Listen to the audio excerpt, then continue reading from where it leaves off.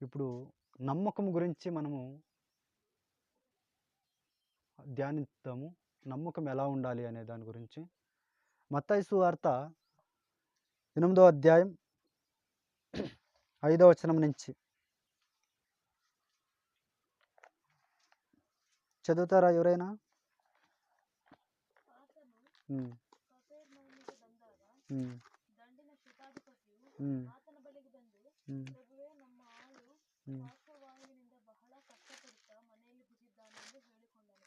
ఉమ్, ఉమ్, ఉమ్, ఉమ్, ఉమ్, ఉమ్, ఉమ్.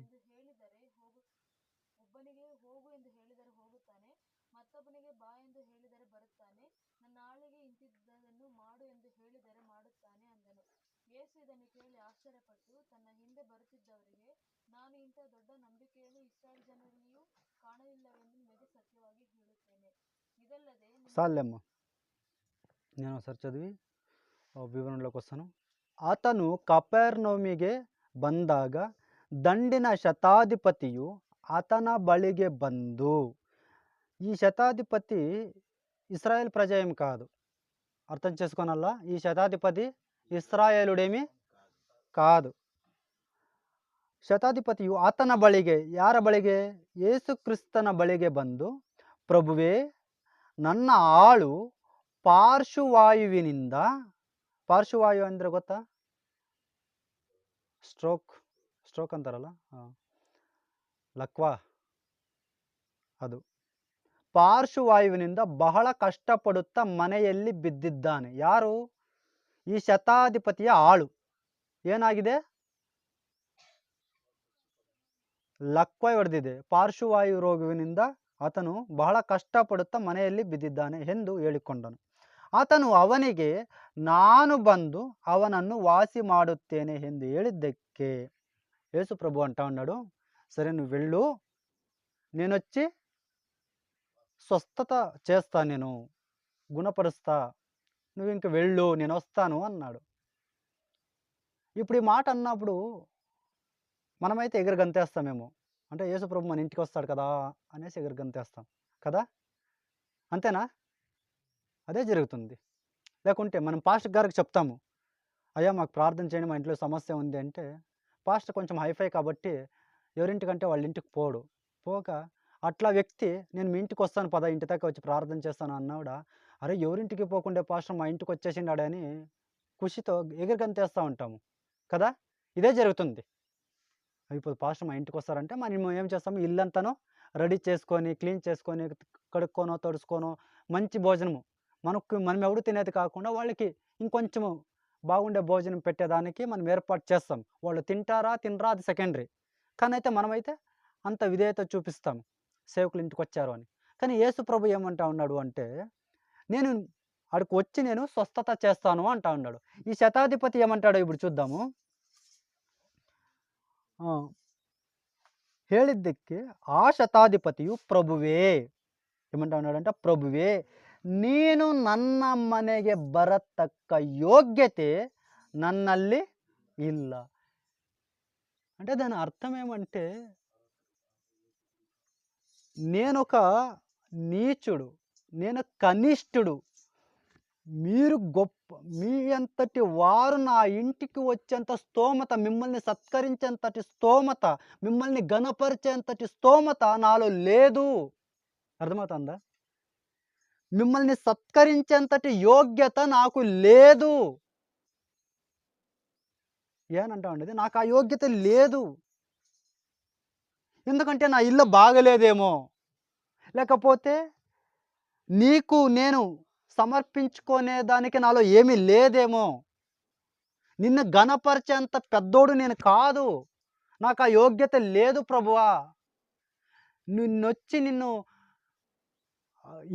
ఏ విధంగానూ నేను నిన్ను సత్కరించకుండా, గౌరవపరచకుండా, నిన్ను ఉత్తి చేతిలో పంపించేయడానికి నా వల్ల కాదు. కాబట్టి ఏమంటున్నాడు? అంత యోగ్యత నాకు, నిన్ను సత్కరించేంతటి యోగ్యత, నిన్ను ఘనపరిచేంతటి యోగ్యత. అంటే ఈ వ్యక్తి యేసు ప్రభుని ఏ స్థాయిలో చూస్తున్నాడంటే, దేవుని స్థాయిలో చూస్తా ఉన్నాడు. ఆ స్థాయిలో చూస్తా ఉన్నాడు. ఈ నమ్మకము ఇశ్రాయేలులో గూడా లేదు. అదే చెప్తాడు ముందర. ఆయన్నెక్కడ చూస్తా ఉన్నాడంట? ఉన్నతమైన స్థితిలో చూస్తా ఉన్నాడు. అంతటి వ్యక్తి నా ఇంటికా? ఆయన్ని నేను ఘనపరిచేంత యోగ్యత నాకుందా? ఆయన మహిమపరిచేంత యోగ్యత ఉందా? అతన్ని సత్కరించేంతటి యోగ్యత నాకుందా? కాబట్టి ప్రభువా నాకంత లేదయ్యా అంటూ చెబుతూ ఇక్కడేమంటా ఉన్నాడు అంటే చూడండి. ನಾನು ಬಂದು ಅವನನ್ನು ವಾಸಿ ಮಾಡುತ್ತೇನೆ ಎಂದು ಹೇಳಿದ್ದಕ್ಕೆ ಆ ಶತಾಧಿಪತಿಯು ಪ್ರಭುವೇ ನೀನು ನನ್ನ ಮನೆಗೆ ಬರತಕ್ಕ ಯೋಗ್ಯತೆ నన్నಲ್ಲಿಲ್ಲ అంటా ఉన్నాడు. నాలో లేదా యోగ్యత? నిన్ను ఘనపరిచేంతటి యోగ్యత నాకు లేదు. చూడండి ఒకసారి. నేను ಒಂದು ಮಾತು ಹೇಳಿದರೆ సాకు. నువ్వు జస్ట్ ఒక మాట చెప్తే చాలయ్యా. ఏమి? జస్ట్ నువ్వు ఒక ఆజ్ఞాపిస్తే చాలు. ఏమని? నువ్వు చెప్తే చాలు ఆ పనయిపోతుంది. అంటే ఆయన మాటకి ఎంత పవర్ ఉందో ఇతనికి తెలిసింది. మీకు అర్థమవుతోందా? ఆయన ఆజ్ఞాపిస్తే ఆ పని జరిగిపోతుంది. ఆదిలో దేవుడు ఏమైతే ఆజ్ఞాపించగానే భూమి ఫలాలిచ్చేటువంటి పైరులని, పచ్చడిని ఏ విధంగా భూమి ఫలించిందో, ఏ విధంగా ఆహ్, అది చెట్లని ఉత్పత్తి చేసిందో, లేకుంటే సూర్యునికి ఆజ్ఞాపించగానే ఎలా భగ్గుమని మండాయో, ఆ విధంగా నువ్విక్కడుండే నువ్వు జస్ట్ ఒక మాట సెలవిస్తే చాలు అక్కడ నన్ను ఆಳು ಏನಾಗ್ತಾನೆ ಗುಣವಾಗ್ತಾನೆ. ఆ నమ్మకము. ఈ నమ్మకం అందరిలోనూ ఉండదు. నువ్వు జస్ట్ నువ్వు ఆజ్ఞాపించు చాలు. నువ్వు ఆడికి రావాల్సిన అవసరంలే. ఎందుకో తెలుసా? ఎందుకో తెలుసా? చూడు చెప్తా ఉన్నాడు. చూడు, ನೀನು ಒಂದು ಮಾತು ಹೇಳಿದರೆ ಸಾಕು ನನ್ನ ಆಳಿಗೆ గుణవాగుది. ఈ నమ్మకం చాలా భయంకరమైనటువంటి నమ్మకము. అది అందరిలోనూ రాదిది. అందరిలోనూ రాదు. చూడు, ನಾನು సహ మత్తొಬ್ಬರ కై ಕೆಳಗಿರುವೆನು. ఏమంట? నేను కూడాను ఆ శతాధిపతి అంటా ఉన్నాడు. నేను ఇంకొకరి చేతి కిందున్నాను. కానీ నా చేతి కింద కూడా కొంతమందున్నారు. అంటా ఉన్నాడు చూడు ఇక్కడ. కై ಕೆಳಗಿರುವೆನು ನನ್ನ కై ಕೆಳಗೆ సిపాయిಗಳಿದ್ದಾರೆ. అంటే ఇతని చేతి కింద. ఈ సిపాయిలకి ఇతను అధికారి అయ్యున్నాడు. ఇతని పైన ఇంకొకరున్నారు. ఇప్పుడేమైతుంది చూడండి ఒకసారి. ಕೈ ಕೆಳಗಿರುವನು ನನ್ನ ಕೈ ಕೆಳಗೆ సిపాయిಗಳಿದ್ದಾರೆ. ನಾನು ಅವರಲ್ಲಿ ఒబ్బనిగే. ఎవరికైనా ఒకరికి నువ్వు ఈ పని చెయ్యి అంటే చేస్తాడు. నువ్వు ఆ పని చేయంటే చేస్తాడు. ఎందుకంటే అతని పై అధికారి నేను కాబట్టి. నా చేతి కింద సిపాయిలున్నారు. ఆ సిపాయిలకి నేనేమైనా చెబితే వాళ్ళు చేస్తారు. ఎందుకంటే వాళ్ళకంటే పై స్థాయిలో నేనున్నా, అధికారి అయ్యున్నా. నా చేతి కింద ఉన్నటువంటి పని మనుషులు కాబట్టి వాళ్ళు చేస్తారు. నేను చెబితే చాలు వాళ్ళు చేసేస్తారు. చూడండి. ಒಕ್ಕರಿಗೆ ಒಬ್ಬನಿಗೆ ಹೋಗು ಎಂದು ಹೇಳಿದರೆ ಹೋಗುತ್ತಾನೆ, మత్తొబ్బనిగే బా ಎಂದು ಹೇಳಿದರೆ బరుత్తానే. అంటే నేను పోవాల్సిన అవసరం లే. వానికి చెప్తే చాలు ఆ పని చేసుకొని వస్తాడు. నేను చేయాల్సినటువంటి పని నేను నేను చేయాల్సిన అవసరం లే. నేను అక్కడికి పోవాలా, నాకు అక్కడ పోయి చెప్పాలా. కానీ ఆడదాకా పోయే పనిలే. ఉండేవానికి చెప్పంపేస్తే చాలు అది చేసుకొని వచ్చేస్తాడు. అర్థమవుతుందా మీకు? ఆ పని చేసుకొని వస్తాడు. ಬಾ ಎಂದು ಹೇಳಿದರೆ ಬರುತ್ತಾನೆ, ನನ್ನ ಆಳಿಗೆ ಇಂತಿದ್ದನ್ನು ಮಾಡು ಎಂದು ಹೇಳಿದರೆ ಮಾಡುತ್ತಾನೆ అందను. అంటే నేను చెబితే ఆఫ్టర్ ఆల్ ఈ మనిషే చేస్తాడు. నువ్వు సర్వోన్నతుడైన దేవుడు. నువ్వు నోట మాట సెలవిస్తే ఆ పని అయిపోతుంది. నువ్వు రావాల్సిన అవసరంలే. నేను ఎట్లయితే నా పని మనుషుల దగ్గరికి నేను పోకుండా నేను జస్ట్ చెబితేనే వాళ్ళు చేస్తారో, నువ్వు మాట సెలవిస్తేనే అక్కడ గుణమవుతుంది. మీకు అర్థమైందా పోనీ? కదా, అర్థం కాకపోతే ఇంకోసారి చెప్తా. నాకు ఈ ముఖ్యంగా మీకు అర్థం కావాలి. ఆ నమ్మకం ఆయన పెట్టిన నమ్మకం ఏమంటే, నేను నా పని మనుషులకి ఏదైతే చెబుతానో వాళ్ళు చేస్తారు. నా చేతి కింద ఉన్న వాళ్ళే నా పని చేస్తున్నప్పుడు నువ్వు ఇతని నుంచి ఒక మాట సెలవిస్తే నా మనిషికి స్వస్థత జరగదా? నువ్వు నోటి మాట సెలవిస్తే చాలు. జస్ట్ చెబితే చాలు. అతనికి అక్కడ ఏమవుతుందంట? అంటే ఈ నమ్మకాన్ని చూసి యేసుక్రీస్తు ఆశ్చర్యపోతున్నాడు ఇక్కడ. ఈ నమ్మకం చూసి. ఎందుకంటే అతని చుట్టూ ఉన్నటువంటి ఇశ్రాయేలీయుల్లో ఈ నమ్మకం లేదు. వాళ్ళెంతసేపు యేసుప్రభు అద్భుతాలు చేస్తాడని, యేసుప్రభు ఏమి 2 చేపలు 5 రొట్టెల? 5 రొట్టెలా? ఆ! 5 రొట్టెలు 2 చేపలతోనే 5,000 మందికి పంచిపెట్టాడు కాబట్టి భోజనం పెడతాడని, ఎక్కడికైనా వెళితే ఆయనతో మేము ఆరాంగా ఉండొచ్చని, అద్భుతాలు చేస్తాడనే ఉన్నారే గానీ, అతని శక్తి, అతను ఎవరని గుర్తించేదానికి వాళ్ళలో కాలే. కానీ అన్యుడొకడు ఎంత నమ్మకం పెట్టాడు అంటే, నువ్వు రావాల్సిన అవసరంలే. ఎందుకంటే నువ్వొస్తే నిన్ను సత్కరించేంత యోగ్యత నాకులే. ముఖ్యంగా నాకుందా? నాకు ఆ యోగ్యతలే. నా ఇంటికొచ్చేంత గొప్ప మీరు నా ఇంటికొచ్చే దానికి నేనంత గొప్పోడిని నేను కాను. కదా! కాను. నువ్వు జస్ట్ మాట సెలవియ్యయ్యా పర్వాలేదు. మీరు రావాల్సిన అవసరంలే. మీరు జస్ట్ మీ నోటితో చెప్పండి అన్నప్పుడు యేసుప్రభు ఏం చేస్తా అన్నాడంటే, చూడండి ఒకసారి. ಆಶ್ಚರ್ಯ పోతా ఉన్నాడు ఇక్కడ. యేసు ಇದನ್ನು ಕೇಳಿ ఆశ్చర్యపట్టు. యేసు ప్రభువే ఆశ్చర్యం పడ్డాడంట. ఆ నమ్మకాన్ని చూసి ఆశ్చర్యపట్టు అంటున్నాడు ఇక్కడ. చూడండి ఒకసారి. ఇంత ఆశ్చర్యపట్టు ತನ್ನ ಹಿಂದೆ ಬರುತ್ತಿದ್ದವರಿಗೆ, తన వెనకాల వస్తున్నటువంటి వాళ్ళకి చెప్తా ఉన్నాడు, ನಾನು ಇಂಥ ದೊಡ್ಡ ನಂಬಿಕೆಯನ್ನು ಇಸ್ರಾಯೇಲ್ ಜನರಲ್ಲಿಯೂ ಕಾಣಲಿಲ್ಲವೆಂದು ನಿಮಗೆ సత్యವಾಗಿ ಹೇಳುತ್ತೇನೆ. అతని వెనకాల వస్తా ఉన్నది ఇశ్రాయేలీలే. వాళ్ళతో అంటున్నాడు, యేసు ప్రభు ఇశ్రాయేలు వంశంలో పుట్టిండాడు, యూదా కుటుంబంలో పుట్టిండాడు. ఆయన వాళ్ళ మధ్యలో అనేక అద్భుతాలు చేసుకుంటూ వచ్చిండాడు. అన్ని అద్భుతాలు చేసినప్పటికీ వాళ్ళల్లో ఈ అన్యుడికున్నటువంటి నమ్మకము వీళ్ళల్లో లేదు. అతనిలో ఉన్నటువంటి నమ్మకాన్ని చూసి యేసు ప్రభు ఆశ్చర్యపోతున్నాడు ఇక్కడ. దేవుణ్ణి మనం ఎట్లా నమ్మాలో చెప్పు? దేవుణ్ణి మనం ఎట్లా నమ్మాలి అంటే, ఆయన ఒక్క మాట సెలవిస్తే చాలు ఆ పని అవుతాది. మనకు నమ్మకం అంతగా ఉండాలా. జస్ట్ ఆయనకి మనం ఈరోజు కొన్ని పనులకి మనమే స్వప్రయత్నాలు చేస్తూ ఉంటాం. అవి కావు పోవు. దేవుని మీద ప్రార్థన చేశామయ్యా, పూర్తిగా నమ్మకం. ఎంత నమ్మకం అంటే, ఈడి కాకపోతే ఏమి, దేవుని చిత్తం లేదేమో అనే అంత ఉండాల. దేవుని చిత్తం అయితే చేస్తాడు. మనం ప్రార్థన చేస్తూ ఉన్నాము, దేవుని మీద ఆధారపడి ఉన్నాము. దేవునికి ఇష్టమైతే నన్ను వాడుకుంటాడు. దేవునికి ఇష్టమైతే నన్ను ఇక్కడి నుంచి బయటకు తీసుకొని వస్తాడు. లేదు నేను శ్రమల్లోనే ఉండాలని ఆయనకి ఇష్టమైతే, సో దాన్ని బట్టి దేవుని నామానికి మహిమ పొందనిడి. ఈ నమ్మకం కలగల్లా. శ్రమలు వచ్చాయి, నాకు శ్రమలు పోలేదు అంటే అని చెప్పేసి ఆయన నిందించడము, ఎన్నిసార్లు ప్రార్థన చేసినాను వినలేదనేది వద్దు. నమ్మకం ఎట్లా ఉండాలంటే ఆయన చేస్తాడంతే. ఆయనకి అసాధ్యమైంది ఏమీలే. ఏముంది? ఏమైనా ఉందా? ఆయనకి అసాధ్యమైంది అంటే ఏమీలే. జస్ట్ మాట సెలవిస్తే చాలు అని అన్యుడికుంది ఆ నమ్మకము. నువ్వు ఒక మాట సెలవిస్తే చాలు నా మనిషికి ఏమవుతుంది? గుణమవుతుంది. సర్వలోకాన్ని సృష్టించినటువంటి దేవుడు ఆయన.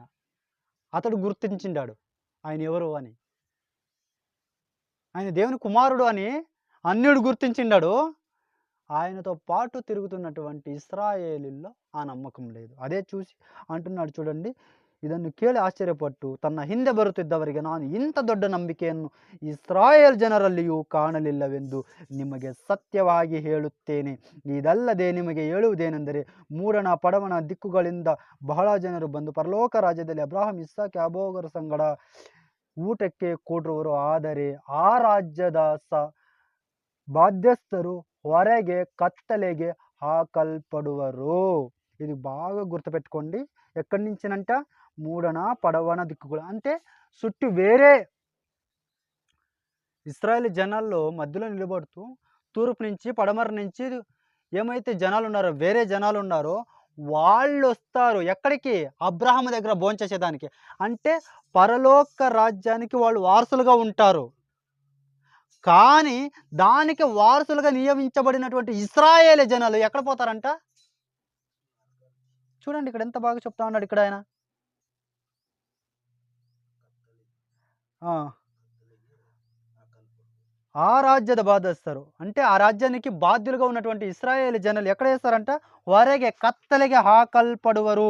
ಅಲ್ಲಿ ಗೋಳಾಟವು, ಕಟ್ಟಕಟನೆಯ ಹಲ್ಲು ಕಡಿಯೋಣವು ಇರುವವು" ಎಂದು ಹೇಳಿದನು. తర్వాత ఇది చెప్పిన తర్వాత యేసు ప్రభు అంటా ఉన్నాడు, ఆ శతాధిపతి దగ్గర అంటా ఉన్నాడు, "ನೀನು ನಂಬಿದಂತೆ ನಿನಗೆ ಆಗಲಿ. ಹೋಗು" ಎಂದು ಹೇಳಿದನು. ఆడి నుంచి అక్కడే వెళ్ళిపోయాడు. తర్వాత అదే ಗಳಿಗೆಯಲ್ಲಿ ಅವನ ಆಳಿಗೆ ఏనాಯ್ತು? గుణవాయితు. దేవుడు ఆడ జస్ట్ మాటిచ్చినాడు. నీ నమ్మకం ఏమైతే ఉందో, నువ్వే విధంగా నమ్మకం పెట్టి ఇతకొచ్చావో, నువ్వు జస్ట్ మాటివ్వు అని నమ్మి అన్నావు చూడు. నువ్వు జస్ట్ మాటివయ్యా, నా మనిషికి, నా పనివాడికి స్వస్థత కలుగుతుంది అని నువ్వు నమ్మకం పెట్టిండవు చూడు. ఆ నమ్మకం నిజమవుతుంది. నువ్వు పోయేసరికల్లా అక్కడ ఏమవుతుంది? అతడు బాగవుతాడు. నువ్వు వెళ్ళు అనగానే అదే టైంకే వెళ్ళి అక్కడ చూస్తేనే ఆ మనిషి పార్శ్వవాయు రోగముతో బాధపడుతున్నటువంటి వ్యక్తి ఏ విధంగా ఉన్నాడిప్పుడు? నార్మల్ మనిషిగా ఉన్నాడంట. స్వస్థత అంటే ఇట్లా ఉంటుంది. ఆ క్షణమే జరిగేది. మనకి ఈ మధ్య కాలంలో చాలామందున్నారు. స్వస్థత వరాల పేర్లు పెట్టుకొని, అదేమన్నా కలగకపోతే నీకు నమ్మకం లేదు అనేస్తారు. వరం పొందుకున్న వాడికి నమ్మకంతో సంబంధం లేదు. నేను పొందుకున్నానంటే, నా వరాన్ని బట్టి నీకు స్వస్థత జరుగుతుంది. నువ్వు ప్రార్థనలో ఉన్నా లేకపోయినా. చచ్చిపోయినటువంటి లాజరు 4 దినాలు సమాధిలో ఉన్నాడు. ఆయన ఏ విధంగా నమ్మాడు? చచ్చిపోయినటువంటి నమ్మకం ఉంటుందా? కానీ లేపిందెవరు? యేసుప్రభు. యేసుప్రభు శక్తి వల్ల లేచాడు ఆయనంతే. నేను వరం పొందుకున్నానంటే అతని మీద నమ్మకం ఆధారపడి ఉండలే. నాకిచ్చినటువంటి వరాని పైన ఉంటుంది. వరాలన్నవి క్రీస్తు దగ్గరికి చేర్చడానికి వరాలిచ్చారే గానీ, క్రీస్తు నుంచి దూరం చేయడానికి కాదు. వారి స్వార్థానికి ఉపయోగించుకోవడానికి కాదు వరాలున్నది. కాబట్టి దాన్ని బట్టి మనం అర్థం చేసుకోవచ్చు. వాళ్ళు దొంగ ప్రవక్తలా, మంచి ప్రవక్తలా అని. ఆ రోజు యేసు ప్రభు ఏమైతే సెలవిచ్చాడో దాని ప్రకారమే అతనికేం జరిగింది? స్వస్థత జరిగింది. నమ్మకం అంటే ఎలా ఉండాలి అనే దానికి వాక్యాలు మనకి చాలా స్పష్టంగా, ఆ వ్యక్తి శతాధిపతి ఇశ్రాయేలుడు కాదు, అన్యుడు. అతనికి ఉన్నటువంటి నమ్మకము ఇశ్రాయేలులో లేదు. కాబట్టి యేసు ప్రభు అతన్ని చూసి అంటున్నాడు, ఇశ్రాయేలు జనాల మధ్యలో అంటున్నాడు, చాలామంది బయటోళ్ళొస్తారు ఎక్కడ? పరలోకములో అబ్రాహాము దగ్గర భోంచేయడానికి. అంతేగాని ఆయన దగ్గర కూర్చుంటారు గానీ, దీనికి బాధ్యస్థులుగా జవాబుదారీతనం తీసుకున్నటువంటి వ్యక్తులు ఎవరైతే ఉన్నారో ఇశ్రాయేలు ప్రజలు, వాళ్ళు బయటికి పోతారు. అంటే కత్తలే కోనెಗೆ ಹಾಕಲ್ಪಡುವರು అని వాక్యం సెలవిస్తా ఉంది ఇక్కడ. కాబట్టి ఈరోజు మనం నమ్మి ఉన్నాము. మనకున్నటువంటి నమ్మకం ఏమైతే ఉందో దాన్ని మనము బయట వాళ్ళకంటే ఎక్కువగా మనం నమ్మాలా. ఆయన కార్యాలు చేస్తాడు అని. వాళ్ళలో ఒక్కొక్కసారి నమ్మకం ఉంటుంది. మనకే ఉండదు. చాలామందికి సువార్త ప్రకటించినప్పుడు చర్చికి రాండన్నా అంటేనేమన్నా పిలిస్తే వాళ్ళేమంటారో తెలుసునా? అయ్యో! యాడ వచ్చేకైతుందనా? మాకు తాగే అలవాటుంది, వకాకేసే అలవాటుంది. మాకి అబద్ధాలాడుతా ఉంటాము. ఆడొస్తే శిస్తుగా ఉండల్లా. కదా! వాళ్ళు చెప్పేవి. ఇనిండారా ఈ మాటలు? చర్చికొస్తే మేము అంత శిస్తుగా యాడుండేకైతుంది అంటారు కొంతమంది. వాళ్ళకి భయముంది. అంటే ఆయన దేవుడని భయపడుతున్నారు. మనకే ఏం లేదు. సో, యాలంటే మనం అంతకంటే భయంకరంగా భయపడాల దేవునికి.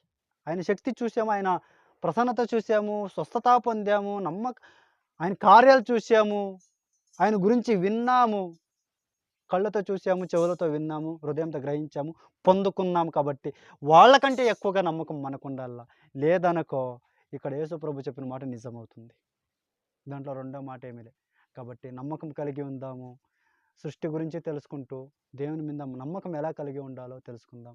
ప్రార్థన చేద్దాం తలలోంచి.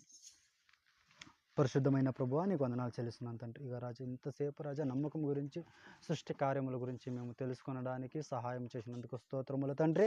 ఇంకా మంచి అద్భుతంగా అర్థమయ్యే విధంగా చెప్పడానికి నాకు కావాల్సినటువంటి జ్ఞానాన్ని సమకూర్చండి ప్రభువా. యేసయ్య, అవును తండ్రి, ఎక్కడ ఎవరు గలిబిలి కాకుండా, ఎవరు వేరే ఆలోచనకు తిరగకుండా ప్రభువా యేసయ్య, ఆ శతాధిపతి ఏ విధముగానైతే మీ మీద నమ్మకం కలిగి ఇశ్రాయేలులో లేనంత నమ్మకం అతనికి కలిగి యేసు ప్రభువారు మీరు యేసయ్య ఏ విధంగా అయితే ఆశ్చర్యపోయారో అలాంటి నమ్మకం కలిగి జీవించడానికి మాలో ఒక స్థిరత్వాన్ని నిలపండి, సహాయం చేయండి తండ్రి. చేస్తారని విశ్వాసంతో నమ్మకంతో నజరేయుడు యేసుక్రీస్తు నామములో అడిగి వేడుకుంటున్నాం తండ్రి. ఆమేన్.